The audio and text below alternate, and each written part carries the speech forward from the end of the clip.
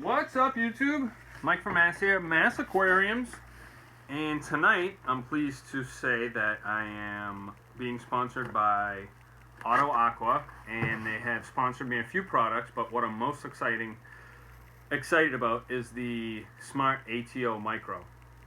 I've watched a lot of videos on this. I've done a lot of research. I mean, this thing is really top of the line, and it's tiny, and it's simple. I cannot wait to set it up on the tank, but what we're going to do right now is we're going to unbox it. I'm going to show you how easy it is to set up, and then I'm going to show you it set up on my nano tank. I've been having a lot of issues with having to top off, and I've been really excited to set this up so I can stop doing it manually. Now in the box, very simple, you have your pump. You've got your magnetic sensor, which will tell you where you want your water level to be at, and it'll monitor that. Looks like a clamp for the hose. And then you have your hose. I'm going to be using this nice, it looks like a gas can, but it actually is was an old thing from Deep Blue at my LFS. When you bought 5 gallons of RO, they gave you this, so I've always had it, and it's going to make a nice little container to hold my RODI for topping off. Now, I mean, this is as simple as it gets, folks. You've got tubing, you've got a sensor, and you've got a pump. So we're going to undo this tubing. Am I tightening it, loosening it? What's going on here? I think I was just tightening it. Huh. Alright, tubing, sensor, nice sensor. You've got nice little strong magnet. I don't know if you can see that. I mean, really strong. So basically this is how it's going to go. This is going to go right in your tank like so, with the sensor on the inside and the magnet on the outside, and you're going to set it at the water level which you want your tank. You have your little return pump. Now these are always upgradable. If one's too loud, not strong enough, that's the beauty of this, is you can use any return pump you want, but this comes with a nice little one, and really you're just slipping your tubing right over this return pump. I'm going to drop it right in this bucket, like so. It'll sit in there. This will plug into your outlet, like so. Oh, wrong way. This goes into this. This goes into this. This goes to your power supply. This pump gets dropped in your RO bucket, your RO DI reservoir. This sensor goes on your tank. This goes right into your tank, just like so.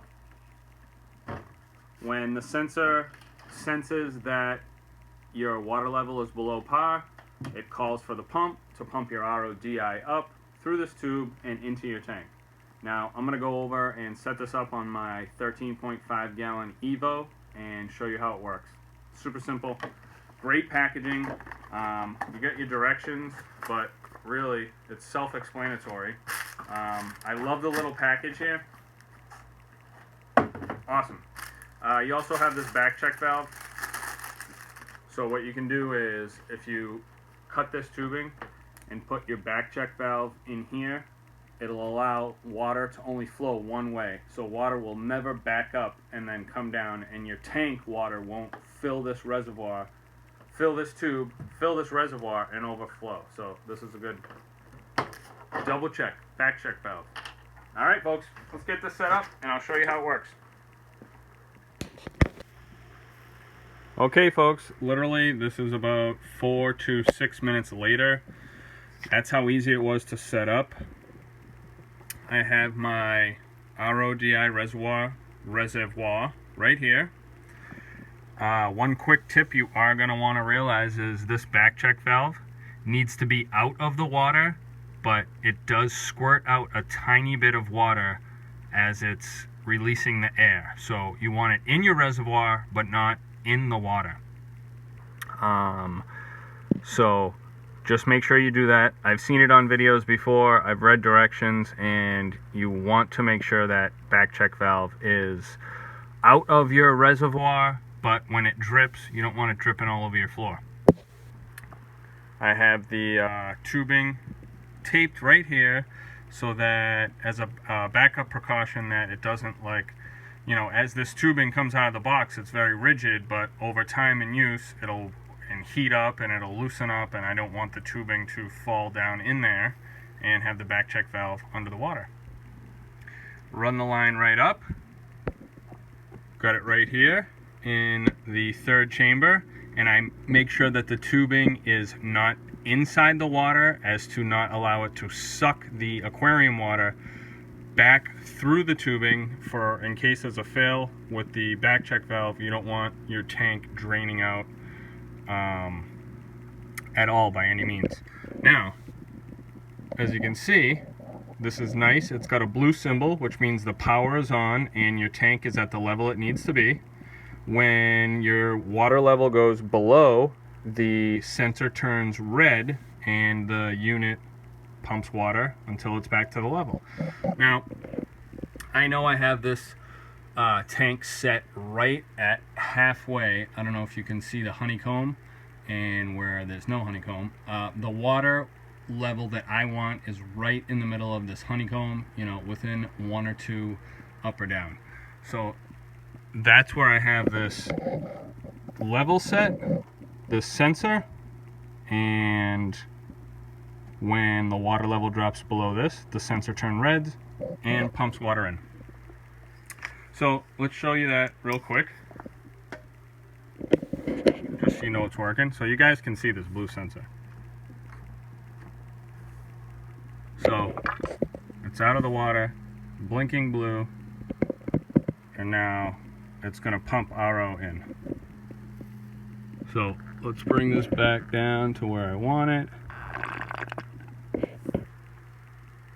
So that's how easy it is, folks. You can tie this tubing back so that nobody can see it. I mean, when you're looking at my tank, it has tons of stuff around it anyway. That's why when you look at a tank, you look at this. You don't look at the outsides. Super easy setup. Bucket of RO, tubing, mini sensor. I'm a fan so far. Let's see how this goes. This is Mike from Mass. You want that ATO? Hit the link in the description. I'm out.